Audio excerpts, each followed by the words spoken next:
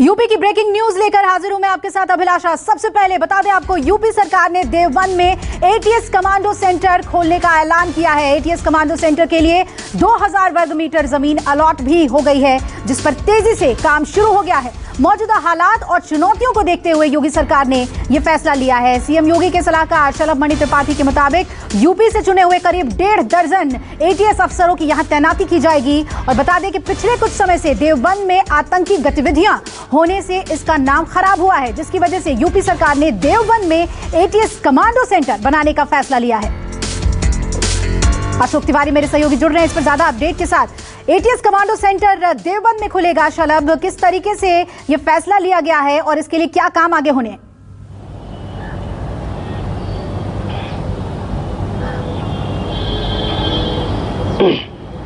देखिए, निश्चित तौर पर ये उत्तर प्रदेश की योगी सरकार की तरफ से पहले से एक प्रस्तावित प्रोजेक्ट था, जिसको फिलहाल सरकार की तरफ से हरी झंडी दी गई है। वहां पर जमीन भी अलॉट कर दी गई है, जहां पर एटीएस कमांडो ट्रेनिंग सेंटर खोला जाएगा देवबंद में। सबसे खास बात यह है कि आपको याद होगा कि पश्चिमी उत्तर प्रदेश में जितने भी बड़े ऑपरेशन एटीएस की तरफ से या एसटीएफ की तरफ से अंजाम दिए गए, तो बहुत सारे इनपुट्स अब पश्चिमी उत्तर प्रदेश को लेकर उनको मिले और वहां पर कई आतंकियों की गिरफ्तारी भी पश्चिमी उत्तर प्रदेश के आसपास के इलाकों से की गई है। खासतौर पर देवबंद में जब ये एटीएस कमांडो ट्रेनिंग सेंटर खोला जाएगा, तो इसके पीछे की बड़ी वजह यह है कि उसके आसपास के तमाम सारे इलाके जो कि पहले से ही एटीएस के रडार पर रहते हैं, उनको वहां से कवर किया जा सकेगा। और आपको याद होगा कि लखनऊ के एयरपोर्ट पर और नोएडा में भी एटीएस कमांडो ट्रेनिंग सेंटर खोलने की योजना सरकार की तरफ से है, वहां पर भी काम जल्द ही शुरू होने वाला है। तो देवबंद में खासतौर पर एटीएस कमांडो ट्रेनिंग सेंटर खोलने के पीछे सरकार की जो मंशा है वो यही है कि देवबंद के आसपास यानी सहारनपुर के आसपास के जो जनपद हैं, वहां से उनको पूरी तरह से कमांड में रखा जाएगा, पूरी तरह से नियंत्रण में रखा जाएगा। क्योंकि बहुत ज्यादा गिरफ्तारियां पश्चिमी उत्तर प्रदेश से जो आतंकी गतिविधियों में लिप्त लोग रहे हैं, आतंकी लोग रहे हैं,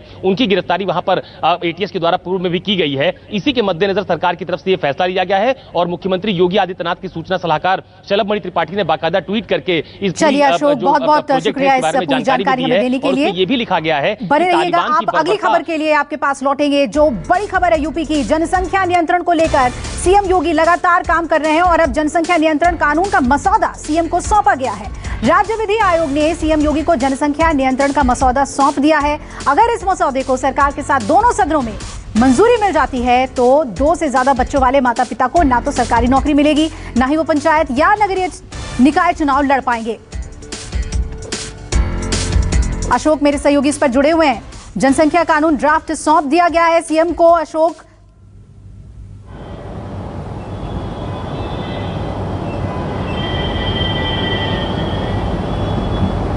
देखिए, बिल्कुल आपको याद होगा कि राज्य विधि आयोग के जो चेयरमैन है एएन मित्तल, उनकी तरफ से पहले एक पूरा प्रस्ताव तैयार किया गया था जनसंख्या नियंत्रण कानून को लेकर, और ये कहा गया था कि उस पर तमाम सारी आपत्तियां और सुझाव भी मांगे जाएंगे और उसके बाद जो फाइनल मसौदा तैयार होगा वो मुख्यमंत्री योगी आदित्यनाथ या सरकार को सौंपा जाएगा। तो फिलहाल एएन मित्तल की तरफ से पूरा मसौदा, पूरी जो रिपोर्ट तैयार की गई है जनसंख्या नियंत्रण कानून को लेकर, वो मुख्यमंत्री योगी आदित्यनाथ को सौंप दिया गया है। आपको याद होगा कि जनसंख्या नियंत्रण कानून पर बहुत ज्यादा विवाद जब ये मसौदा तैयार हो रहा था तो उस दौरान देखने को मिला था तमाम सारे जो मुस्लिम धर्मगुरु हैं उन्होंने इस बात का विरोध भी किया था कि आखिरकार इस तरह के कानून की क्या जरूरत है। विपक्षी पार्टीज ने भी इसका विरोध किया था। तो फिलहाल फाइनल मसौदा जो है वो मुख्यमंत्री योगी आदित्यनाथ को सौंप दिया गया है और उसमें तमाम सारे सुझाव भी दिए गए हैं। और अगर आने वाले दिनों में सरकार के साथ साथ जो विधानमंडल के दोनों सदन है यानी कि विधानसभा और विधान परिषद, इसमें अगर ये तीनों जगह से ये जो मसौदा है वो पास हो जाता है तो ये उत्तर प्रदेश में लागू हो जाएगा। हालांकि अभी इसका अध्ययन सरकार की तरफ से भी किया जाएगा। सरकार का जो लॉ डिपार्टमेंट है, विधि विभाग, उसकी तरफ से इसका पूरा अध्ययन किया जाएगा। इसके फायदे और नुकसान के बारे में भी आकलन होगा और उसके बाद इसमें सरकार की तरफ से आगे कदम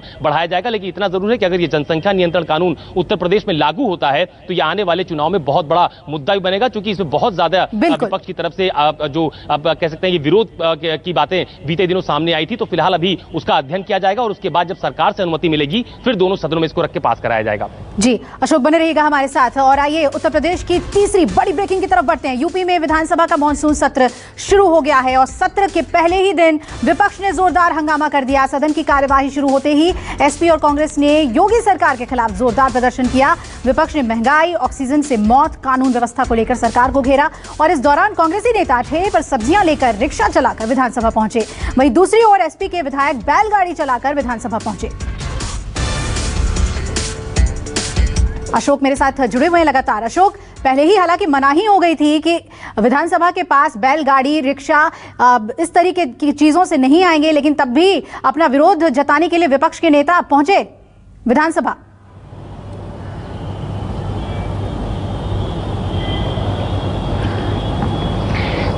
देखिए, बिल्कुल आज से उत्तर प्रदेश विधानसभा का मानसून सत्र शुरू हुआ है और कल ही जब सर्वदलीय बैठक हुई थी तो उसमें समूचे विपक्ष से सरकार की तरफ से शांतिपूर्ण ढंग से सदन चलाए जाने का अनुरोध किया गया था और तमाम सारे नेताओं ने उस पर सहमति भी दी थी। हालांकि चूंकि आज बहुत सारे जो परिषद के सदस्य थे, विधानसभा के सदस्य थे, उनके निधन की सूचना के बाद फिलहाल सदन की कार्रवाई स्थगित कर दी गई है। लेकिन विधानसभा का सत्र शुरू होने से पहले कांग्रेस ऑफिस से लेकर और जो एनेक्सी है, जो पहले मुख्यमंत्री सचिवालय हुआ करता था, वहां तक कांग्रेसी नेताओं ने पैदल मार्च किया।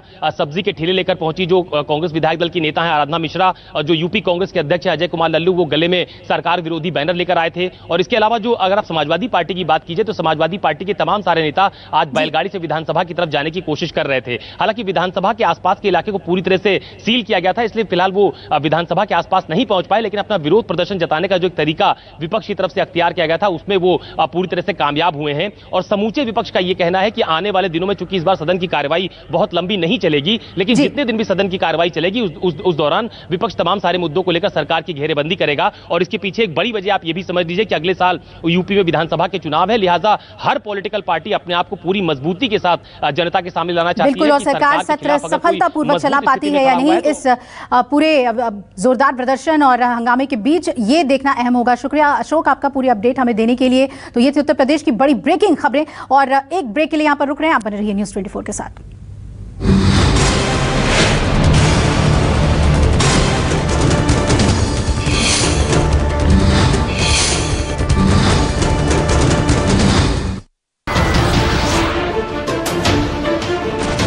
नमस्कार, मैं हूं मानक गुप्ता। अगर आपको हमारा ये वीडियो पसंद आया हो तो इसे लाइक और शेयर जरूर करें और हां, हमें सब्सक्राइब और फॉलो करना ना भूलें ताकि आप देश और दुनिया की कोई खबर मिस ना करें। तो जुड़े रहिए हमारे साथ और देखते रहिए न्यूज़ 24।